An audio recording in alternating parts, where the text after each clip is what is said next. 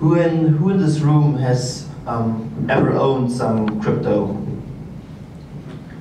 Who in this room has ever used it except for speculation and except for buying illicit goods? For what? What did you use? For a beer and a pub in Paris. Okay. Yeah, but How many times? Twice. What did you? Maybe once. Once, okay. So we have 3 legit transactions here. And that's the issue. So no one is using crypto except for speculating, and then there's this really tiny use case of buying stuff in the dark web, and which is now legal. So marijuana is legal now, which was the largest volume 5 years ago on dark web marketplaces. So one of the reasons why crypto isn't adopted at all and is its volatility. So basically, as you can see from January, all these crypto assets, all these cryptocurrencies, or some of them are targeting to be cryptocurrencies, lost a lot in value. So it's sort of now a store of value. People see Bitcoin as gold, but it's not a really good store of value. It may be a long-term investment. It may be better than US dollars or any inflationary currency on a 10-year, 20-year, 30-year horizon, but it's not really useful for payments, for day-to-day payments. And on the other hand, another big issue in this world is that these countries, and also some countries in Southeast Asia, don't really have stable national currencies.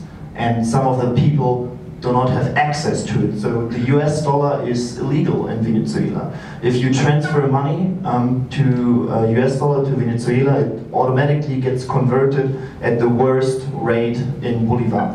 So the government is trying to get it out and basically ripping off and stealing from their own people. So that's a comparison of $1 in Bolivar right now.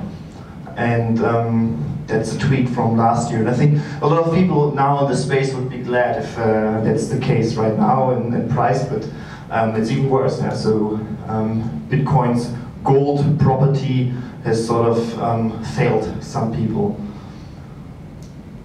So what we built, and I'm not lying about this, we are really the only one combining 3 very, very important properties. So we built a NOLLAR, which is a US dollar-backed stablecoin. So each NOLLAR is backed by $1 placed with a trust company in the United States on a decentralized network, which allows instant and feeless transactions. And there's many applications that have one of these attributes or properties. So Bitcoin is sort of decentralized, or almost. Ethereum is a bit more decentralized. PayPal, or basically the US dollar, and PayPal, it's stable. The networks like EOS allow instant and feeless transactions, but there's really no company, and please get in touch with me if you know any, that combines all these 3 attributes. And this is why I believe a lot in the long-term potential of what we are doing. Maybe for people that are not that deeply into this space, knowing this private key is owning your money on the decentralized network.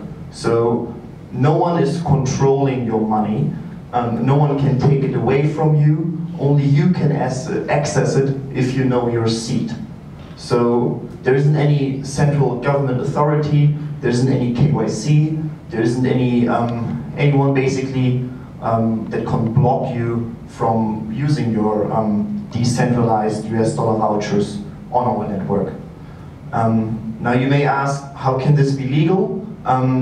Legally, if you want to redeem it, you have to KYC with our trust company in the United States.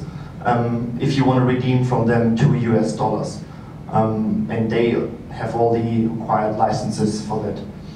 But except from that, there's no central control of the network.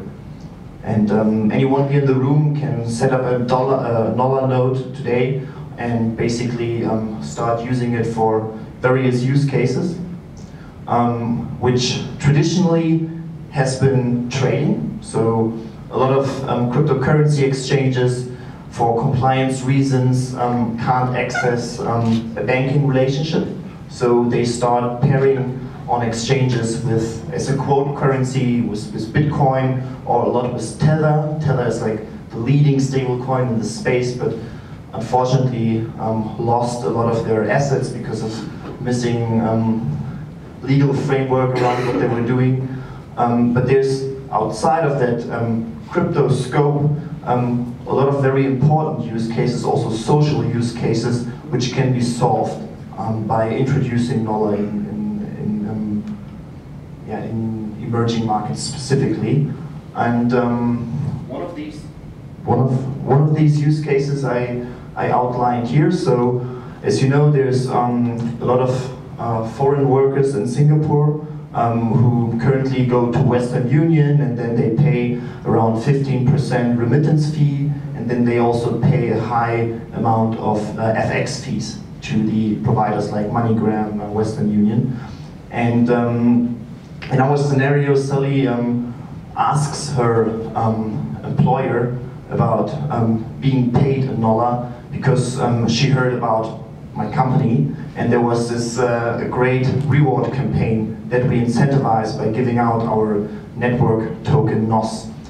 And her employer buys some NOLLAR, which she can do either by wiring our trust company US dollars and thereby increasing the circulation on the network, or she can buy it on a cryptocurrency exchange currently with Bitcoin or Ethereum. And then her employer sends her some NOLLAR, which then Sally can send back to her family in the Philippines. The family in the Philippines already has a selected group of merchants that accept NOLLAR as a means of payment for the price of $1. And those people also got onboarded by getting tokens, unbacked tokens, our network and marketing tokens for that.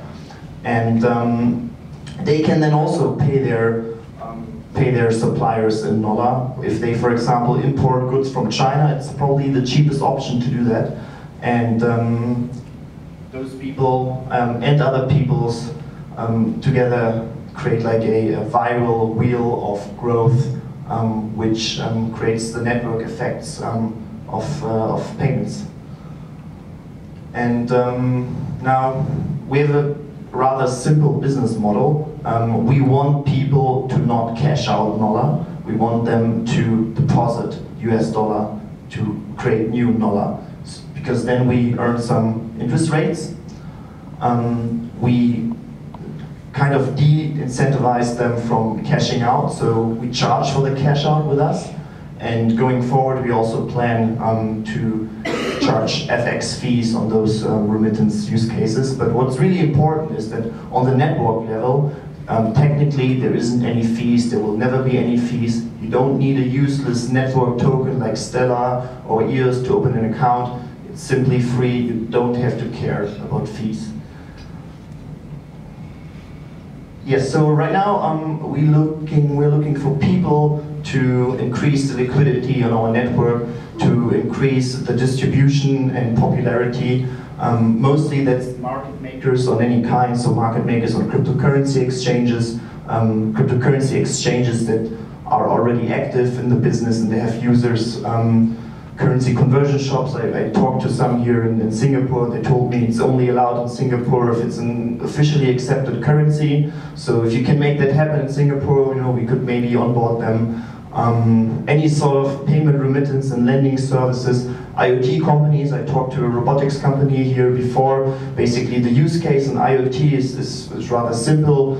A lot of manufacturers go from the selling machine model to the leasing model. So basically, instead of leasing and charging by day or month, they could go to a usage-based leasing model, which can be settled in NOLLAR automatically. So basically, our protocol can be easily integrated, and the machine only works if each usage unit is settled automatically.